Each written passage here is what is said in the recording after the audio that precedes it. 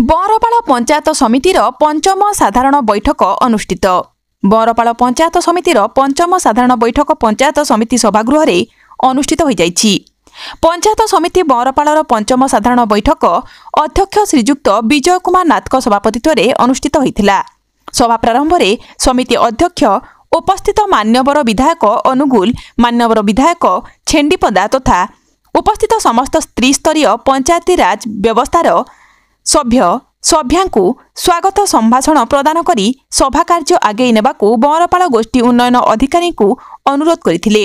गोष्ठी उन्नयन अधिकारी सभा को संबोधन करी उपस्थित समस्त सभ्य सभ्या और सरकारी कर्मचारी को स्वागत जनाई पूर्व बैठकर विवरणी पाठ और दृढ़ीकरण निमंते ग्राम पंचायत संप्रसारण अधिकारी को अनुरोध करथिले। पूर्व बैठकर लिखित विवरणी को पुंखानुपुंख आलोचना करी दृढ़ीकरण करा जायथिला।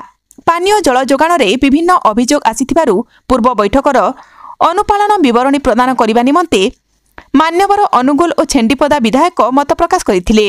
मान्यवर विधायक अनुगुल भोगबेरेणी ग्राम पंचायतर निराकारपुर और रामचंद्रपुर ठारे दिने छड़ा दिने पानीय जल जोगाण हेउथिबारु लोके हंतसंत हेउछंती।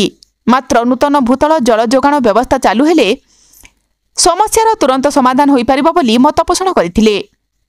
अधिकांश सरपंच और समिति सभ्य अंगनवाड़ी केन्द्र, विद्यालय शिक्षक, शिशु पोषण खाद्य, स्वास्थ्य केन्द्र, गृहपालित पशु रास्तार दुर्घटनाग्रस्त जीवनहानि समस्या, स्वास्थ्य केन्द्र में डाक्तर अनुपस्थित रहिबा परी विभिन्न समस्या को नहीं आलोचना हेबा सह ताहा किपरि समाधान हेबो प्रशासनिक अधिकारी को निर्देश दैछंती मान्यवर विधायकगण।